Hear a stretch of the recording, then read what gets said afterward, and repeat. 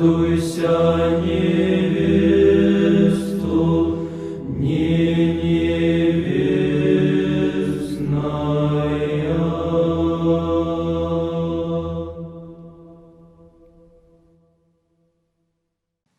Voy a continuar con las charlas acerca del amor. Dijimos, siguiendo a la tradición occidental, que hay 4 formas de amor: el amor de concupiscencia, el amor de benevolencia, el amor erótico y el amor de amistad. Y un poco hablamos en las charlas anteriores acerca de estos 4 amores.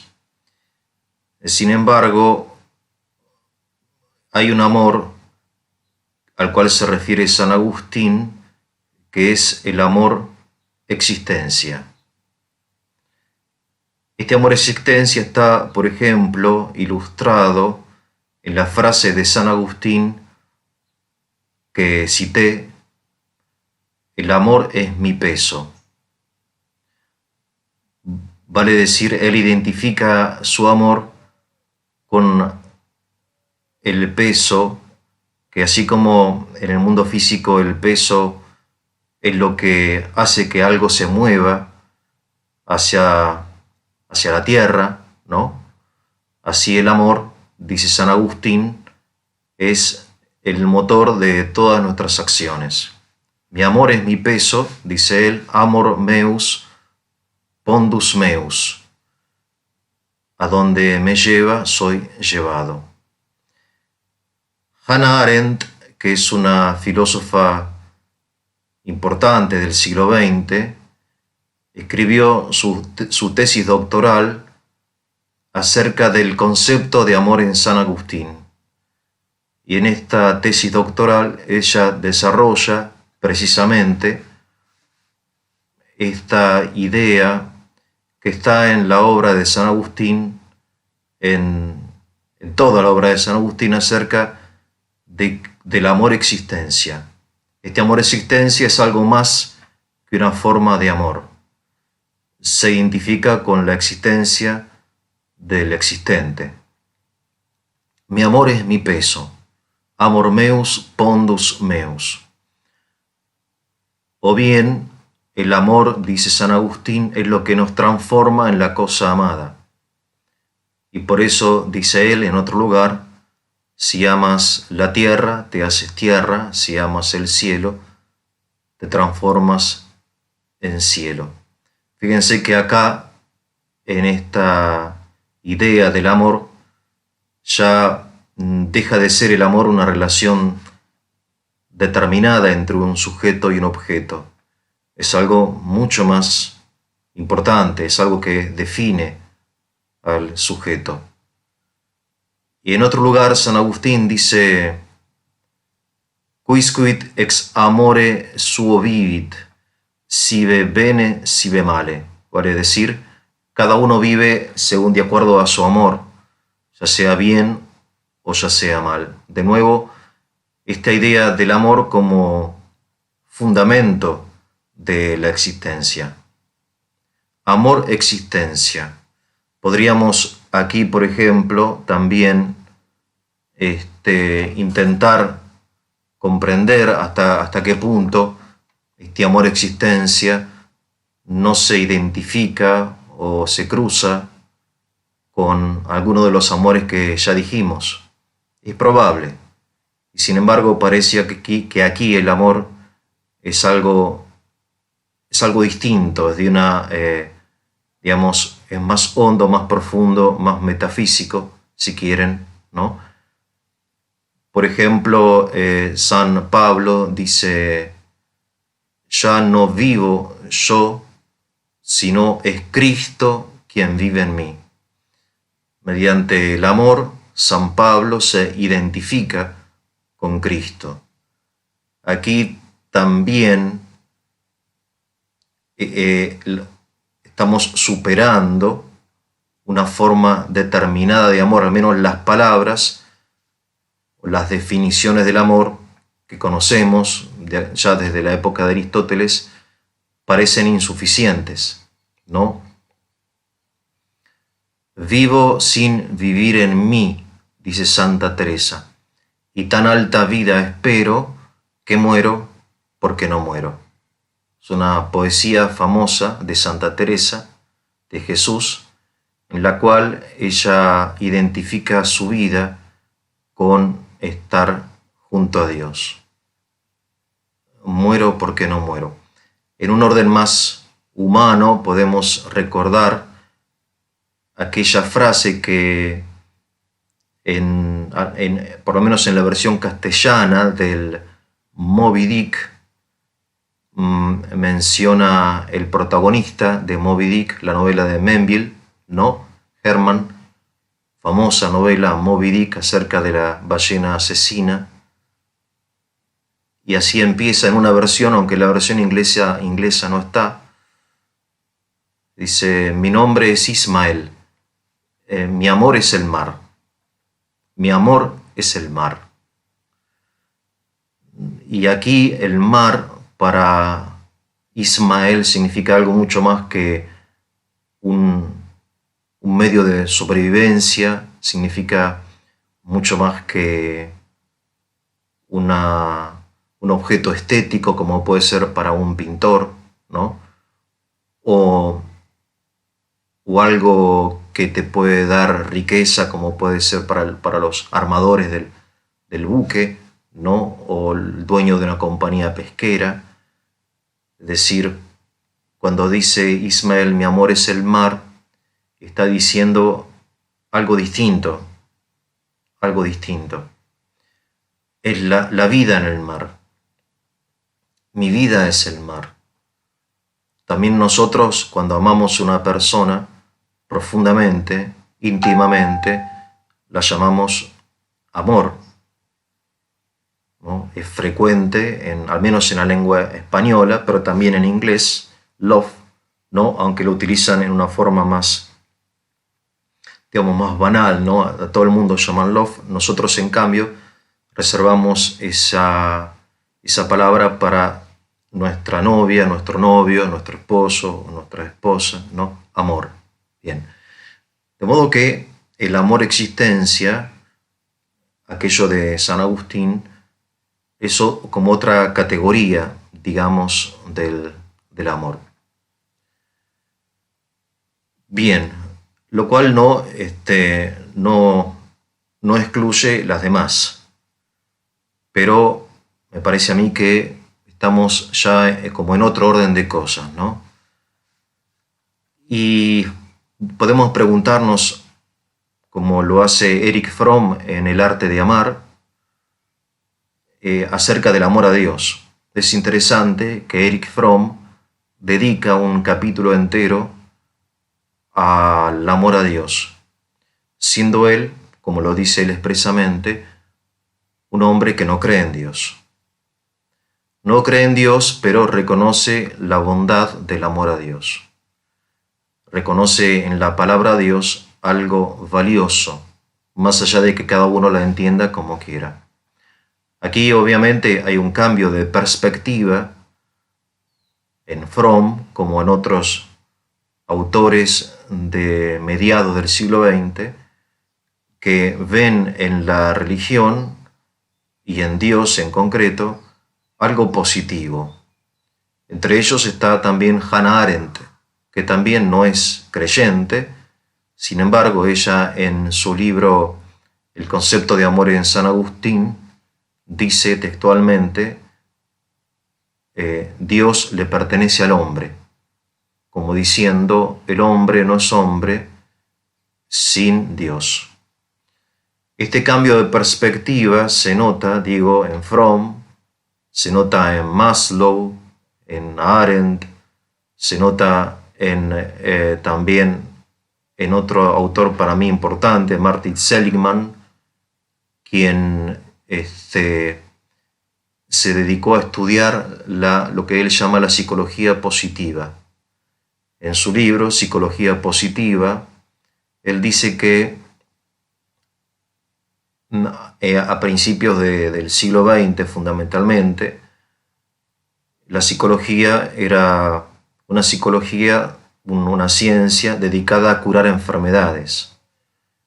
En cambio, la psicología positiva, dice él, está orientada a perfeccionar a las personas sanas. Y él hace todo un estudio junto con un equipo importante en Estados Unidos acerca de las personas sanas psicológicamente, fuertes, sólidas, felices, fundamentalmente felices, ¿no? El concepto fundamental de esta corriente de psicología es la felicidad, happiness, ¿no? Y lo pueden encontrar en internet, hay todo un desarrollo de la psicología positiva, busquen si quieren Martin Seligman, etc. Creo que vale la pena estudiarlo. Y él descubre que en las personas felices hay ciertos elementos comunes. O sea que la felicidad humana, al menos, está condicionada por algunos aspectos que están siempre presentes. Y uno de ellos es la religión, la trascendencia que llama Seligman. La trascendencia. La trascendencia, la religión, la fe, es un elemento de felicidad, de solidez de la persona, de fe, de esperanza, de amor.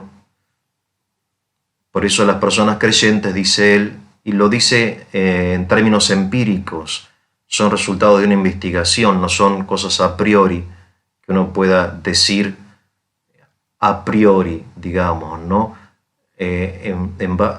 Basado en alguna fe o en alguna ideología. No, son resultados de estudios que él realizó preguntando o haciendo estas tareas de campo que le gusta tanto hacer en los Estados Unidos, de recolectar 100, 1000, 2000 personas y ver quién es más feliz y por qué. Y entre las características de las personas felices, aunque él no lo pone en primer lugar es dice él, la sociedad, ¿no? El ambiente en el cual uno se mueve, en el cual uno vive, vendría a ser el barrio, la sociedad, digamos, la nación, el aspecto más bien político en el sentido profundo de la palabra, de la polis, ¿no?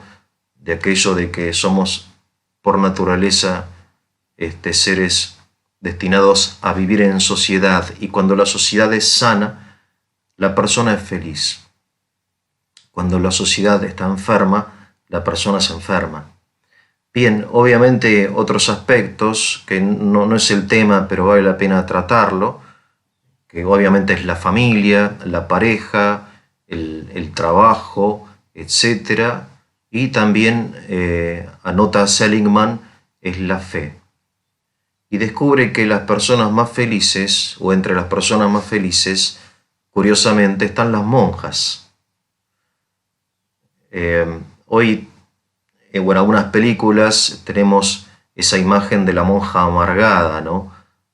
Mala, con ojos pinchudos, que disfruta castigando a los huérfanos, ¿no? En realidad, dice Seligman, entre las personas más felices que él encontró, y yo también soy testigo de eso, están las religiosas. A pesar de que, bueno, aparentemente han renunciado a la felicidad, ¿no? Es toda una paradoja, es una gran paradoja. Entonces, y también obviamente Viktor Frankl, el gran psiquiatra judío que estudió, observó, mejor dicho, en los campos de concentración a sus compañeros que estaban presos, y él descubrió también que la fe, lo que él llama el sentido, ¿no? Por eso la logoterapia, es decir, buscarle el sentido aún a lo que no tiene sentido, al sufrimiento, en los campos de concentración, hacen feliz a las personas dentro y fuera, ¿no?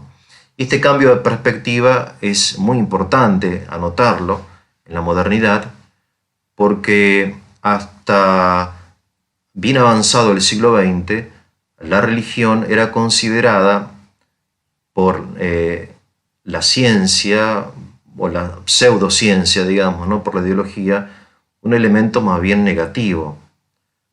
Les recuerdo, por ejemplo, el libro de de Freud, ¿no? Acerca del futuro de una ilusión, ¿no? Donde él llama a la religión ilusión, patología, etc. O la famosa frase de Marx, que la religión es el opio del pueblo. O la de Mikhail Bakunin, si Dios existe habría que matarlo, ¿no? Mikhail Bakunin, por ejemplo, es un anarquista ruso, un hombre exaltado que se considera a sí mismo una especie de rebelde, de Satanás, ¿no? En realidad fue un hombre bastante miserable y su vida fue miserable.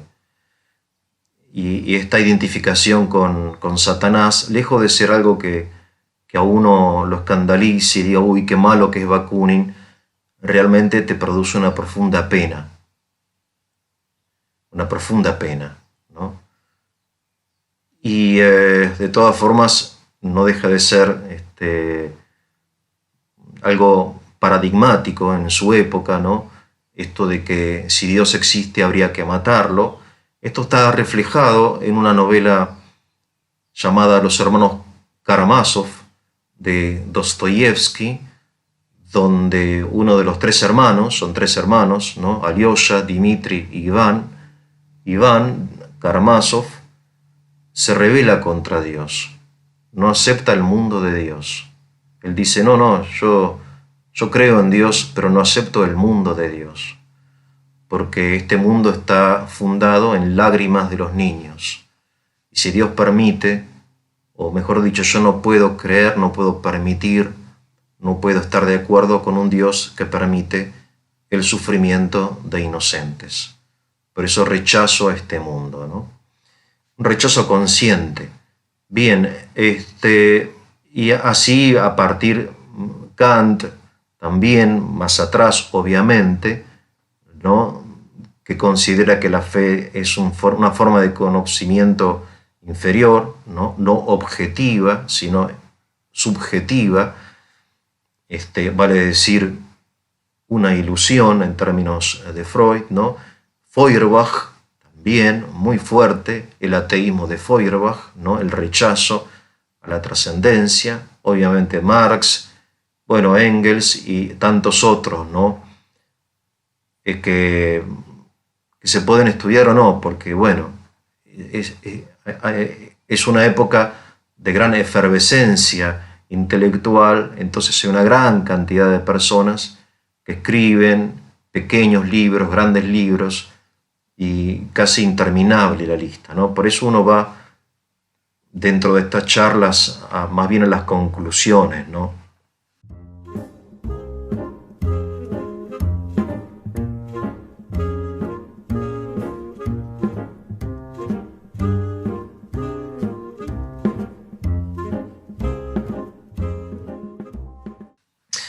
La conclusión, digo, es que hasta, digamos, la Segunda Guerra Mundial,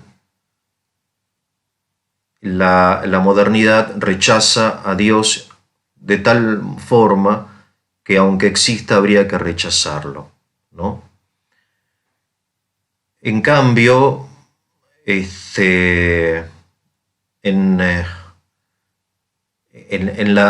posterior a la Segunda Guerra Mundial, la postura es también irracional, pero distinta y opuesta. Dice, aunque no exista, hay que creer en él. Fíjense qué interesante, ¿no?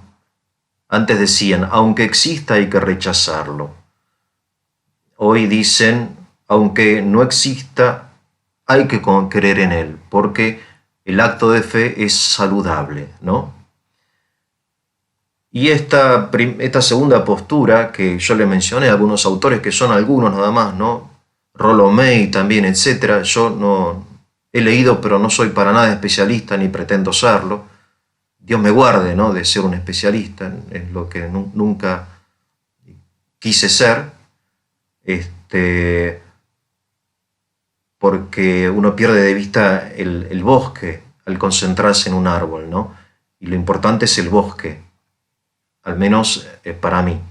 Y entonces sin concentrarnos en cada uno de los autores, vale la pena hacerlo, pero no aquí, digo, hay un cambio de perspectiva, un cambio de orientación, tanto en la filosofía como en la psicología, aún, como ustedes saben, luego de la Segunda Guerra Mundial, en los años 60, 70 y 80, sobre todo en los 60 y los 70, aún en el socialismo, el marxismo intenta reconciliarse o usar la religión con sus propios fines, ¿no?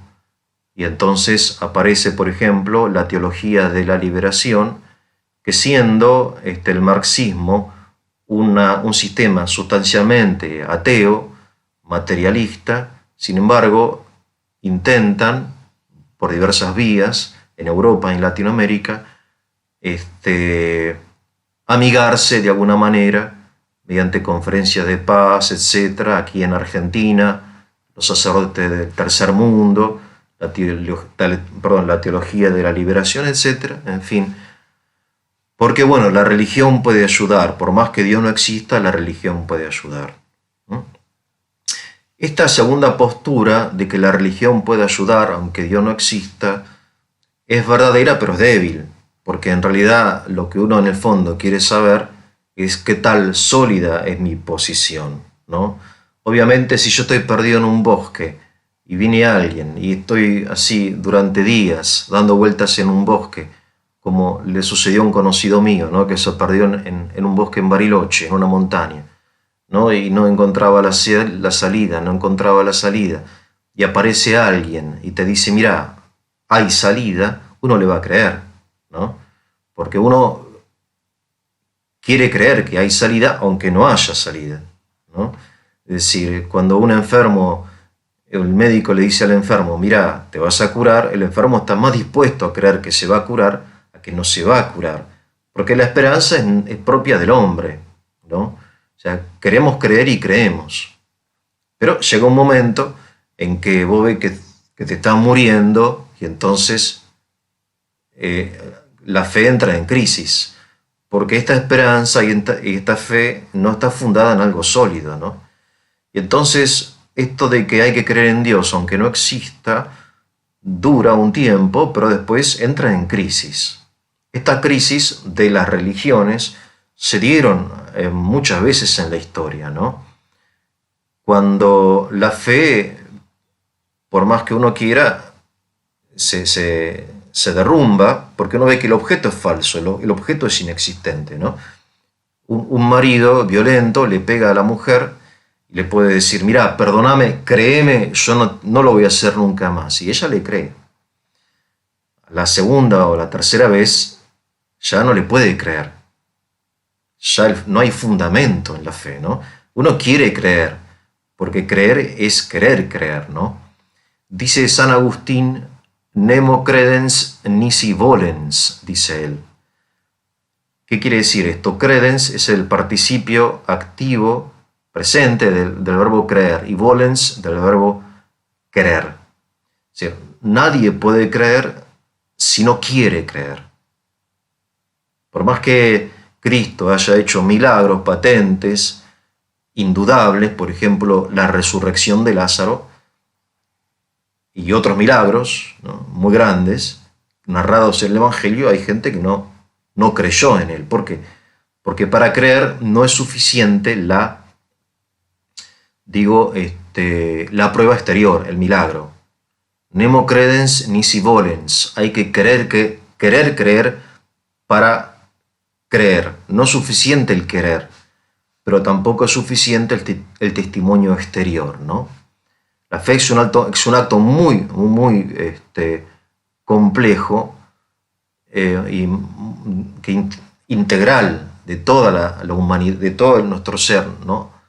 De nuestra voluntad, de nuestra inteligencia, porque la fe es un acto que implica una actitud también, ¿no? Es decir, la existencia de Dios es una verdad no solamente teórica, sino práctica. La existencia de Napoleón, ¿no?, o de la Concagua, ¿no?, o del Everest, son verdades que no tienen ninguna consecuencia práctica en mi vida. Me da lo mismo, no voy a cambiar ningún tipo de conducta, ni de actitud, ni de nada, porque exista o no exista o haya existido Napoleón. En cambio, la existencia de Dios me interpela, ¿no? No es lo mismo para mí, para mi vida, que Dios exista y que no exista. No es lo mismo, ¿no? Por eso Dostoyevsky dijo una vez, y algunos no están de acuerdo con esto, pero no deja de ser interesante, dijo: si Dios no existe, todo está permitido. Interesante. Vale decir que la conducta moral, ética de los seres humanos y de las naciones depende en forma directa de la existencia de Dios, de la creencia en Dios.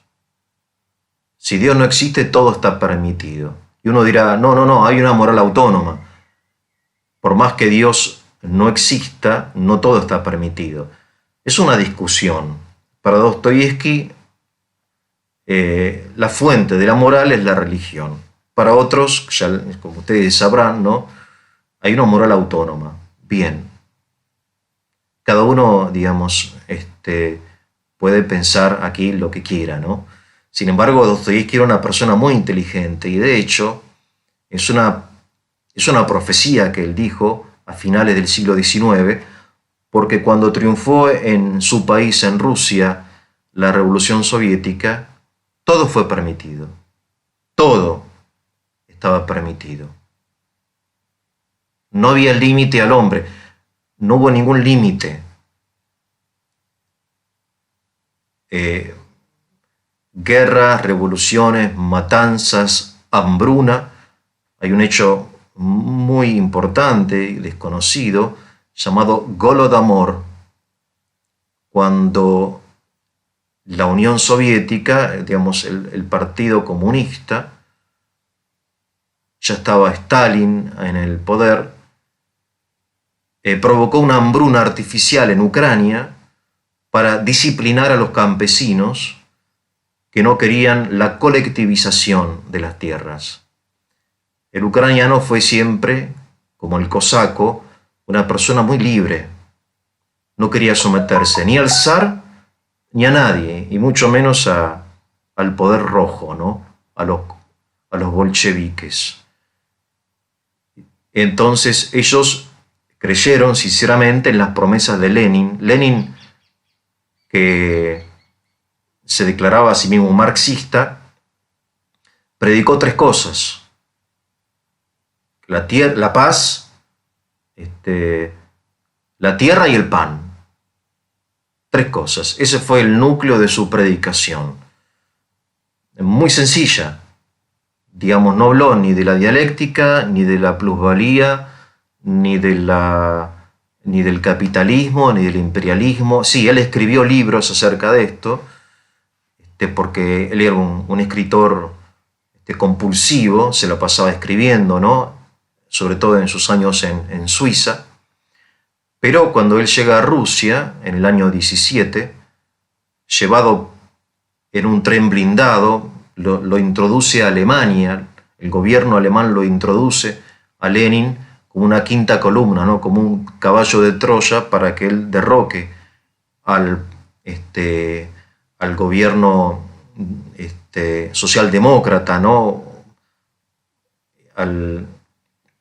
que había derrocado ya al zar en febrero de ese mismo año. Bien, Lenin predica tres cosas: la tierra para los que la trabajan, la paz, o sea, al final de la Primera Guerra Mundial, y el pan, ¿no?, o sea, el bienestar. Bueno, cuando toman el poder, no le dan la tierra a los campesinos, sino que instituyen la colectivización. Y en esta colectivización, los campesinos no quieren entrar. Ellos no querían que una tierra colectiva, sino que cada uno quería una parcela de tierra. Y en Ucrania eso fue muy fuerte, también por el carácter del ucraniano, ¿no?, que es muy libre, no quiere someterse a nadie, ¿no? Bien, entonces, para disciplinar a los campesinos, el socialismo le impone desde Moscú una hambruna artificial donde mueren 4 millones de campesinos. 4 millones. Acerca de esto, lamentablemente, no se habla porque no es políticamente correcto, ¿no? Pero ¿a dónde iba yo? Iba a la frase de Dostoyevsky. Si Dios no existe, todo está permitido. Si desde el punto de vista teórico uno puede insistir en la posibilidad de una moral autónoma, no religiosa, desde el punto de vista histórico, al menos en Occidente, los hechos demuestran que si Dios no existe, todo está permitido. Lo mismo se puede aplicar en el nacionalsocialismo en Alemania, que ustedes saben que Hitler era ateo, ¿no? Era ocultista, él creía en el destino, tiraba la moneda, creía, sí, en el destino. Hay todas unas teorías importantes que uno no trata de desestimar porque trata de ser razonable y racional, ¿no?, en la historia, pero dicen que intentaron matarlo 40 veces a Hitler y no pudieron, como si hubiera estado defendido por fuerzas ocultas, ¿no? Y él era ocultista. No creía en Dios y todo le fue permitido, ¿no? El holocausto, etc. Sobre todo el holocausto.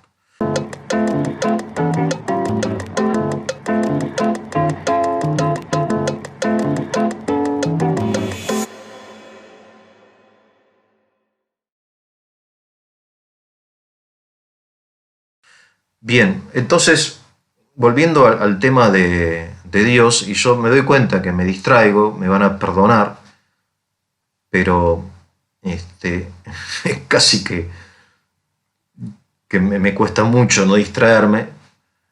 Y decía que la fe o este amor a Dios, porque la religión es fruto del amor a Dios, es falso que la religión sea fruto del temor. No, es fruto del amor. Y que el temor sea parte del amor, sí, pero no es todo, ¿no? Es decir, no se puede explicar la religión solamente con el temor, ¿no?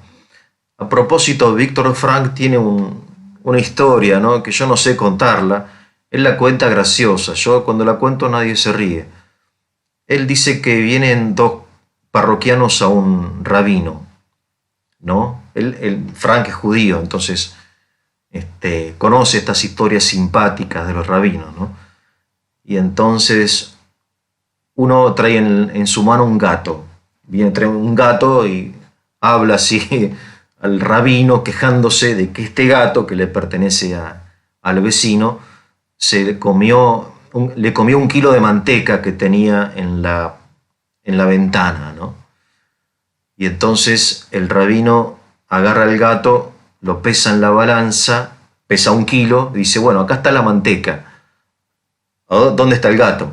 ¿No? ¿Qué quiere decir, Frank?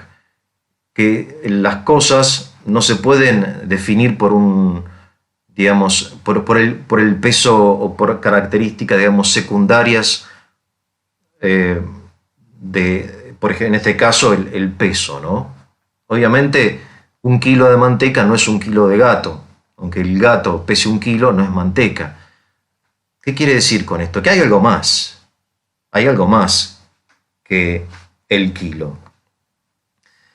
Vale decir que en la religión hay algo más. Si no, no se explica, ¿no? No se explica.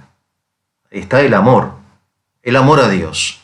El amor a Dios, que puede ser un amor de concupiscencia, un amor de benevolencia, puede ser amor erótico, aunque suene raro, y amor de amistad, ¿no? El amor de concupiscencia a Dios es, pero también hay un quinto amor, que es el amor de admiración, ¿no? Es decir, uno admira la belleza de las cosas, el orden, la armonía de la naturaleza, y esa admiración de repente explota en una gratitud hacia Dios, en forma natural, ¿no? No le estamos pidiendo nada, ni le estamos suplicando nada, sino que estamos reconociendo la bondad de las cosas que reflejan la bondad de un ser al cual llamo Dios, ¿no? Hay una valoración positiva en esto, que va mucho más de la necesidad. Pero volviendo al tema de cómo amamos a Dios, ¿no? Que es el tema que trata Fromm en su libro El arte de amar, ¿no? Y lo trata también Freud, cuando dice que el hombre ama a Dios porque se siente huérfano. La pregunta es ¿por qué el hombre se siente huérfano? ¿No? El que se siente huérfano de repente, quizá por alguna razón, ¿no? Quizá tenga un padre, digo, ¿no? Si hay algo más allá, no es un kilo, es un gato. A eso se refiere Frank en esta historia, ¿no? Quiere decir que hay algo más que la materia, hay algo más que reacciones químicas, hay algo más que se llama espíritu, que lo llamamos alma, corazón, Dios. Hay todo un mundo inmaterial de amor, de esperanza, de fe, que es parte del hombre, ¿no? Pertenece al hombre, dice Hannah Arendt. Dios pertenece al hombre. Bien, entonces decíamos que hay un amor de concupiscencia a Dios porque decíamos, como ustedes recordarán, si no vayan a la primera charla, el amor de concupiscencia es hijo de la pobreza. Vale decir que el amor es un intermediario entre lo que el sujeto que necesita algo y la cosa necesitada, ¿no? Es un catalizador de nuestras necesidades, el amor, ¿no? La reacción, la sed, ¿no? Yo necesito tomar agua. ¿Y cómo sé? Porque tengo sed, ¿no? La sed me está diciendo que necesito tomar agua. Y uno dirá, bueno, yo no necesito a Dios, ¿no? No necesito. Hay mucha gente que vive sin Dios tranquilamente, no lo necesita. Sí, bueno, es verdad, ¿no? Y aquí tendríamos que distinguir también entre lo que es necesitar y sentir necesidad. No es lo mismo, ¿no? Si usted le dice a una persona que no trabaja, que vive de planes sociales, ¿no? Como dicen que en una familia se pueden juntar tantos planes sociales que ganan, no sé si será verdad, 100.000 o más plata, ¿no? Entre esto, lo demás allá, qué sé yo. Uno va y le dice, mira, vos necesitas trabajar, te van a mirar diciendo, no necesito trabajar. ¿Quién te dijo? No, vos necesitas trabajar. No, yo no siento necesidad de trabajar. Si tengo todo, voy con la tarjeta al banco o al supermercado y me dan, qué sé yo. No, vos necesitas trabajar. Claro, no siente la necesidad. Ahora, para sentirse bien, para tener la autoestima al nivel necesario, para sentirse útil, para no de repente desviarse en camino del vicio o de la holgazanería o lo que sea, para estar sano mentalmente necesita trabajar, aunque no lo sienta, ¿no? Entonces no es lo mismo tener necesidad que sentir necesidad, ¿no? De ninguna manera. O sea, hay personas que se sienten bien, qué sé yo, no sé, siendo alcohólicos. Y uno dice, vos necesitas dejar la bebida. No, porque me hace bien, porque me siento nervioso, tenso, me relaja, el médico me dijo que un vasito, qué sé yo. Bueno, no es lo mismo sentir necesidad que necesitar. Entonces, cuando yo digo que necesitamos esto, ¿no? La vida espiritual, no estoy diciendo que sentimos necesidad, no. Es algo posterior, es algo que de repente es fruto de estudios, como el caso de Seligman, que estudia la salud mental de las personas y él llega a la conclusión que la fe religiosa es importante. Repito, y Seligman no es una persona que no sé, me parece que no.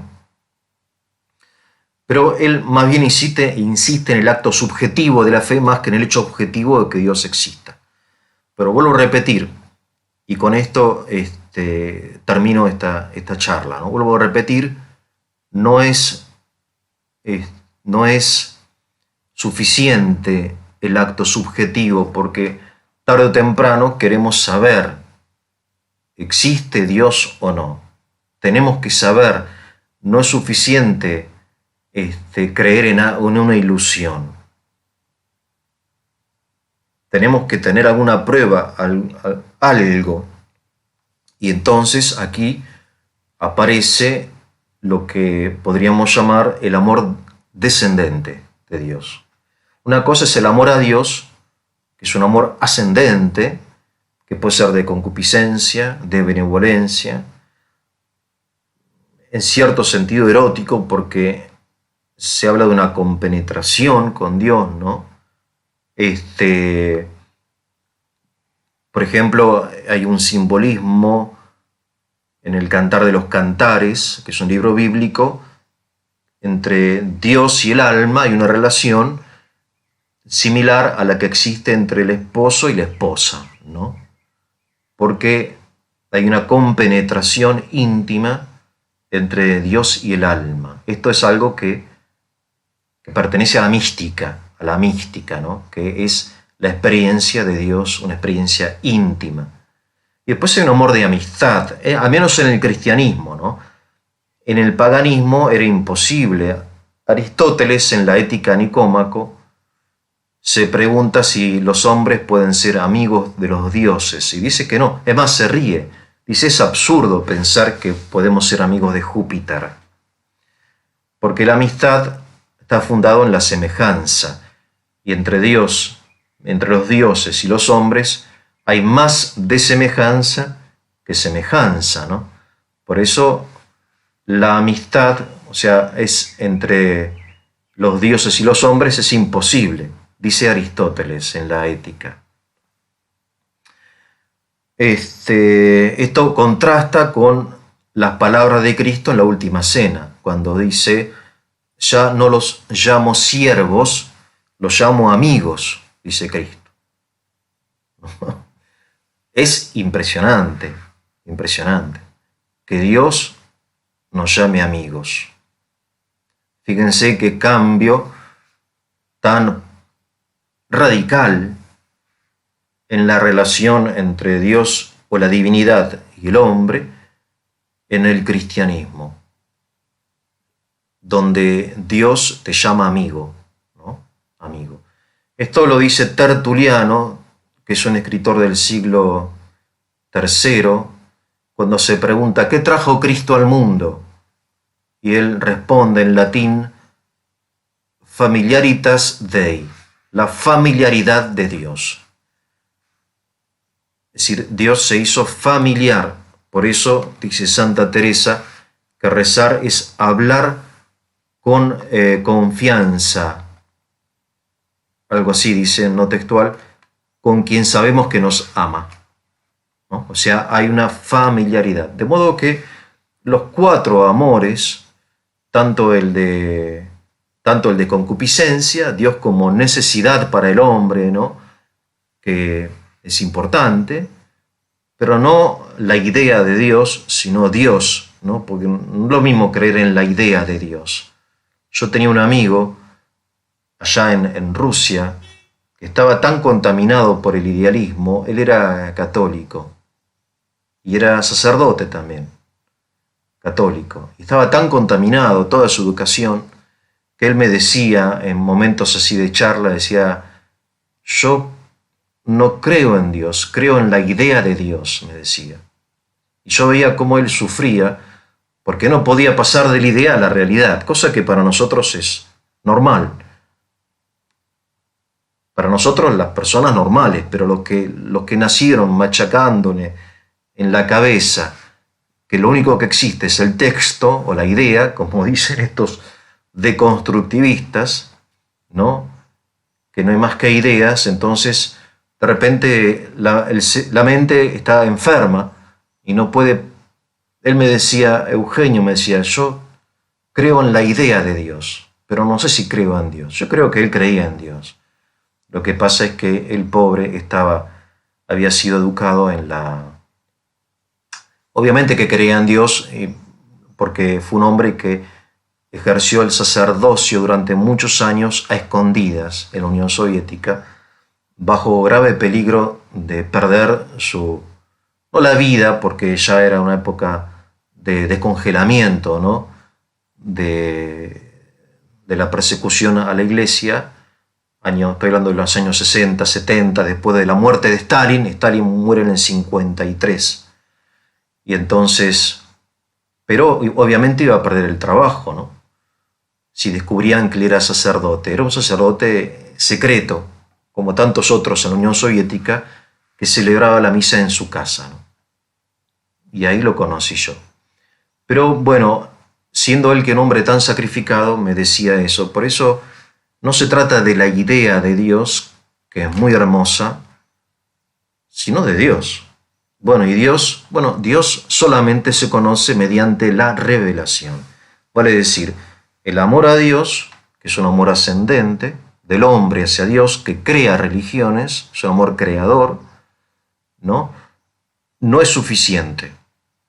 Hay un encuentro entre el amor ascendente, nemo credens nisi volens, ¿no? El que quiere creer es como quien estira los brazos hacia un padre, pero inexistente por ahora. Y de repente Dios, en forma inesperada, se revela que es el amor descendente de Dios a los hombres. El amor de Dios se ha revelado en nuestros corazones, dice San Pablo, ¿no? Y también San Juan dice, a Dios nadie lo ha visto jamás. Nadie lo ha visto. Pero el Hijo unigénito de Dios lo reveló, ¿no? Y esto es lo que llamo amor. Por eso, cuando hablamos del amor a Dios, yo creo imprescindible, podemos abundar en esto quizá en otra ocasión, hablar de dos amores, no de un amor.